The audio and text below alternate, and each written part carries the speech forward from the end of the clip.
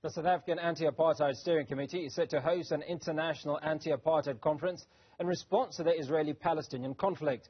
Reverend Frank Chikane is the chairperson of the steering committee and joins me now.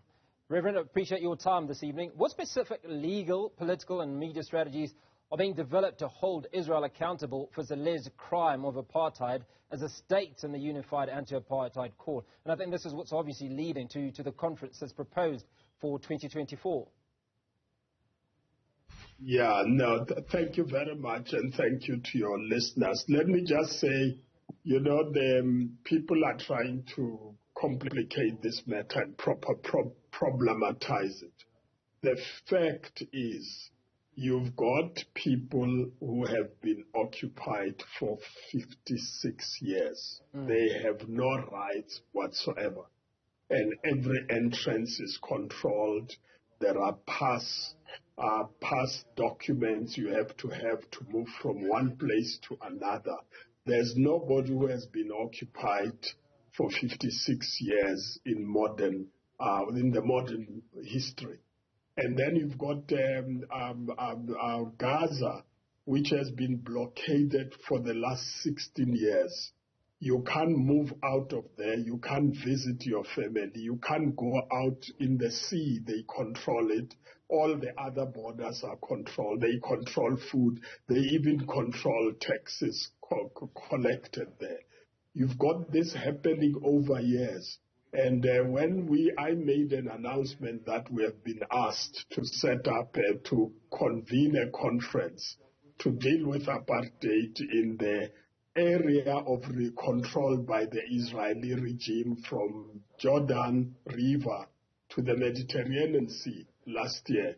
No, people objected, but I keep on saying people are dying there every day. Just this year, you will find on an average a child is killed by the military a day. You will find that people are being removed forcefully from one area to another.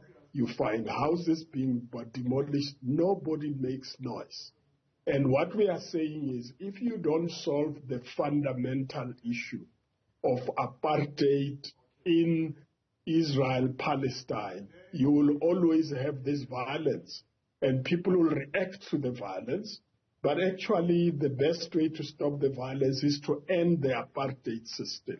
And it affects people, Arab Israelis within Israel, who are discriminated against. The Israeli nation state, the legislation of the Knesset makes it very clear that if you are not a Jew, you are treated differently. If you are a Palestinian and you ran away from Haifa, where you have your house and etc., you are not allowed to go back after the war. But if you are a Jew, you can come from any part of the world and go and even settle in the occupied areas, which is completely illegal. It's against international law. So what we are saying is that we have responded positively to the request of Palestinians who are victims of apartheid. We've set up a steering committee. We are planning for a conference, a global conference next year, 10 to the 12th of May. We're going to bring everyone who cares about apartheid as a crime against humanity. And the only way we can do this is to mobilize like we did anti-apartheid movement against apartheid South Africa, the whole world, even governments who are supporting apartheid, we force them to change and take a stand against apartheid. And that's what we want to do. We're going to get the world not to be fooled by reacting to violence when in fact they are not reacting to the apartheid violence against Palestinians that's carried out on a daily basis. I think that's really what we're talking about. And I just want to make it clear. We're not anti-people. We are anti the system. We are working together with Palestinians in Palestine, Palestinians, Arab, Israelis. We're working with Israelis and Jewish people around the world. And this is not about being against Jews or being against other people. We are South Africans, and we never make a differentiation. Jews are my friends in this country, and we'll never take a position that's against anybody. We are against the apartheid system.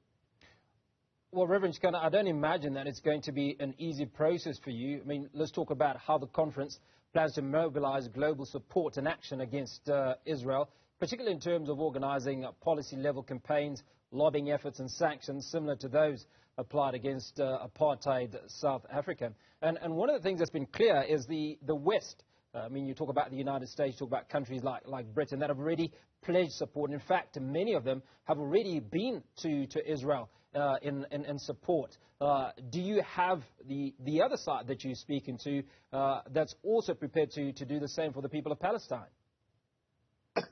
Well, we're speaking to everybody. We're speaking to people who are on the side of those who are victims of the apartheid system, and we are challenging those who support apartheid. Remember, this is not surprising. Britain, France, US, and other European countries supported the apartheid system. They refused to apply sanctions. We reached out to their citizens, and it is their citizens who forced the United States to adopt an anti-apartheid type of legislation in Congress. We're going to do the same now. It is the people, because the leaders, you can see they are so dishonest.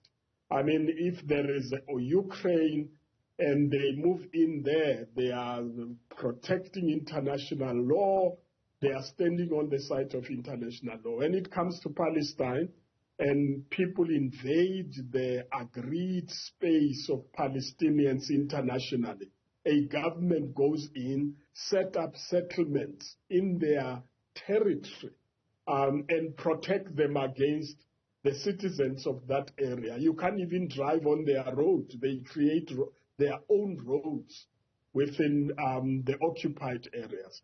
Nobody will sustain that. The United States, I mean, the President of the United States flew in there a few days ago, and the Prime Minister of Britain flew in there.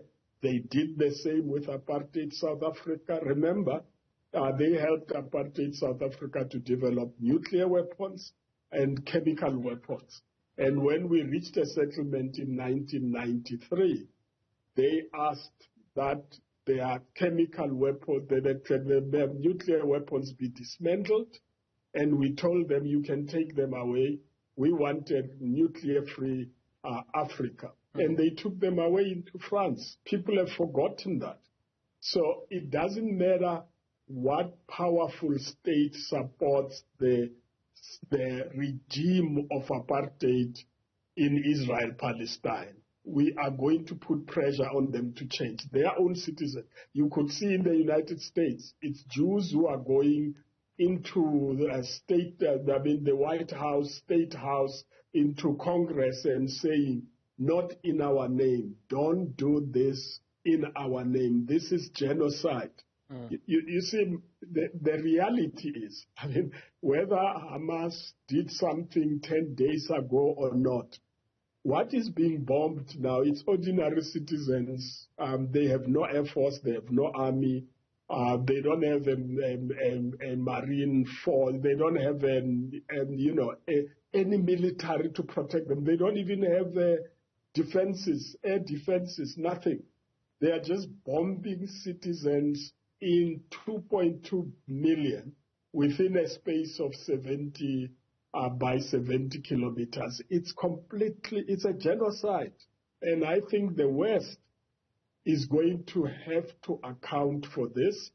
They are the ones who actually committed genocide against the Jews. And because of their guilt, they are allowing another genocide to happen against defenseless people. No, it can't be allowed. And then you go further than that. You blockade it. You make sure there's no food in, no medical supplies. You even switch off water. I mean, it sounds like a primitive war. And I don't think it should be allowed. And as I'm saying, we are not against one people or another. We are against the apartheid system that gives rise to the violence which we are responding to now. And ordinary people are, why would we allow these thousands of people just to be killed? And the world does nothing. Instead, those who are the United States, Britain, talk about, we're going to help you to defend yourself. But you are defending yourself against people you are occupying and blockading. It's completely immoral. I don't think nobody needs to be convinced about that. Reverend Frank Chikane, appreciate your time. South African Anti-Apartheid Steering Committee Chairperson speaking to us about the Israeli-Hamas conflict.